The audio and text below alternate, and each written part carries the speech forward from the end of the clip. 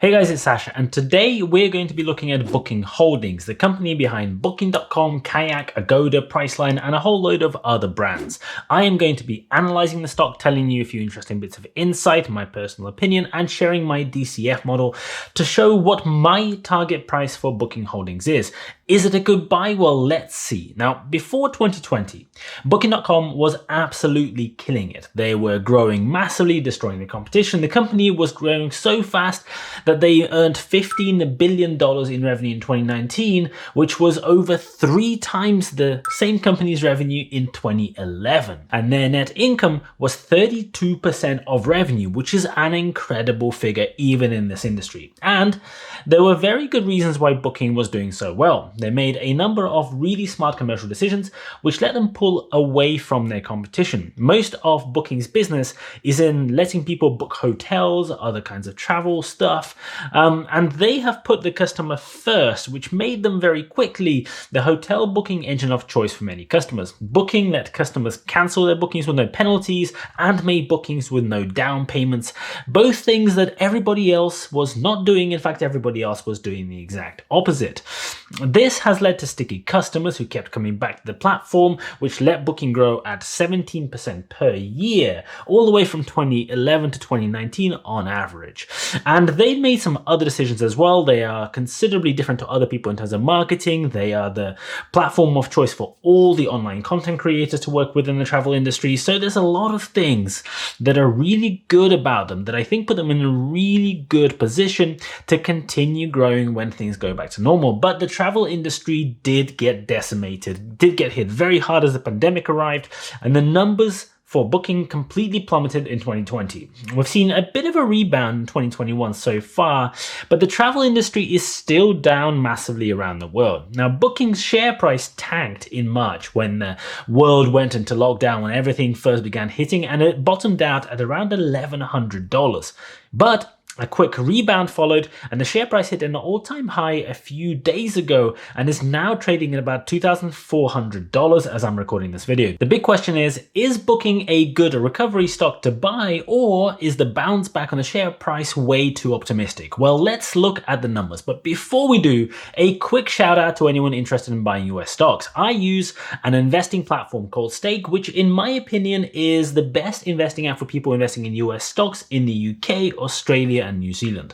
They offer super low fees that are only charged when you deposit and withdraw money rather than on every transaction, which most of the other people do, and you can get a free share worth up to $150. All you need to do is click my link in the description below, sign up and make a deposit of $50 or more, and I'll also get a small commission as well. So you get a free share and you get to support the channel at the same time, so thank you very much if you choose to do so. Anyway, back on the topic of Booking Holdings.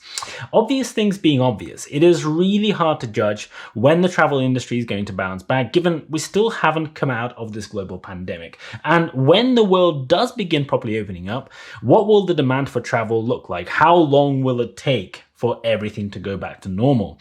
And how ready will the travel industry be ready to restart after this long pause? Now, I've made some guesstimates in order to do this valuation, so let me share these with you. You can tell me in the comments below if you agree or disagree. Here's my pretty basic DCF model.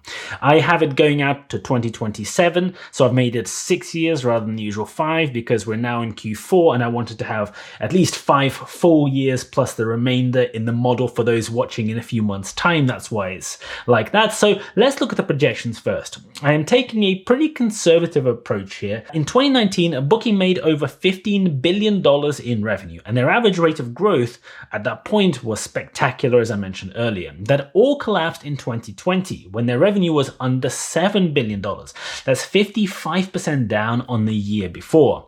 And if we look at the quarterly data, you can see the small bounce back this year. June is up considerably compared to June in 2020, although it is still 44% down from June 2019. And it is usually Q3 where a lot of the revenue and profit is made in the travel industry because of the summer breaks in the Northern Hemisphere. So I've penciled in $800 million in EBITDA for the rest of 2021. 2021, which would be close to last year's numbers. This year is more open for sure than last year, but the Delta variant has hit the US very hard towards the end of the summer going into September, so I think that might suppress Q3 numbers from what they could have been. In any case, $100 or $200 million here doesn't really affect anything very much. It won't move the share price much at all. So I am projecting that we're going to see things begin returning to normal in 2022, but definitely nowhere near to 100%. Now, 2020 was 55% down from 2019, and I'm projecting that 2021 will be similar overall when you balance the fact that it is going slightly better than last year, but also didn't benefit from the first 3-4 months of not having this situation as we had last year. And I'm projecting that EBITDA will climb back up to $4 billion in 2022. That would be almost 4 times higher than 2020, so some people might think that that is ambitious, but it is still 30% down from the level at which it was before the pandemic hit. Then 2023, my model roughly matches 2019 with about $6 billion in EBITDA, and then I have a 15% rate of growth from there. That's in line with what their growth was before over the last decade, and I actually think that the pent-up demand for travel will mean that we will see a few years of pretty big benefit in terms of growth rates for the travel industry. Then I have forecast other basic items in the same way further down the table. So we have depreciation, working capital, capex, and all of that kind of stuff. And I'm also using a discount rate of 10% to get the present value. Some people might think that's too low. I'm kind of happy with that for now. Then we have the 2 basic valuation methods.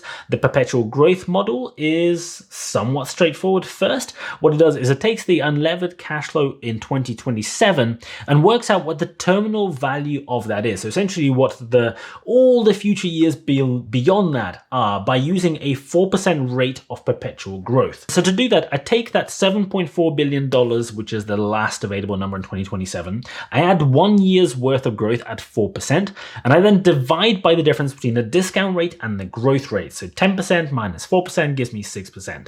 That's how I get that $128.5 billion number. Then I apply the discount rate to get the present value of that 128.5 billion. So if it's 128.5 billion in 2027, what is the value of that today applying that discount? And that is $67 billion. I then add the $21 billion of free cash flow, which happens between now all the way through to 2027, because I am expecting to collect all of that money in my model. And that is the sum on line 20 in the spreadsheet, if you're following. The second way to calculate the enterprise value is a bit simpler than this.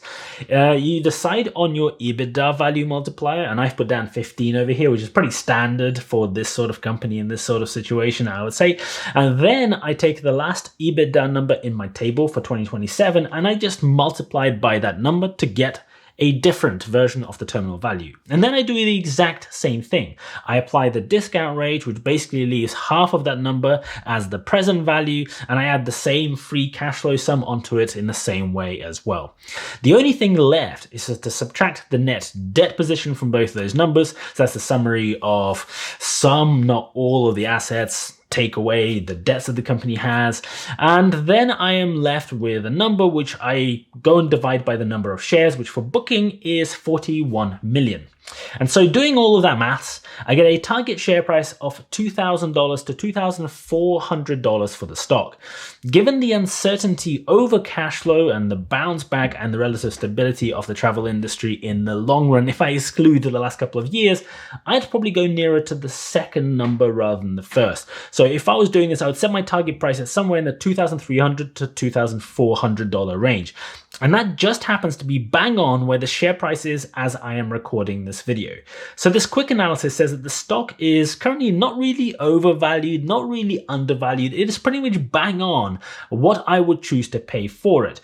And seeing as there isn't an upside to be had, I am not invested in Booking, and I am not planning to invest in it either.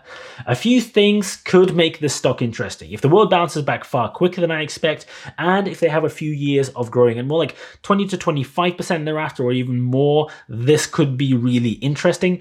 But I personally see better opportunities elsewhere for my money to be working at the moment. If you found this video useful, please don't forget to smash the like button for the YouTube algorithm. Thank you so much for watching. I really appreciate it. And as always, I'll see you guys later.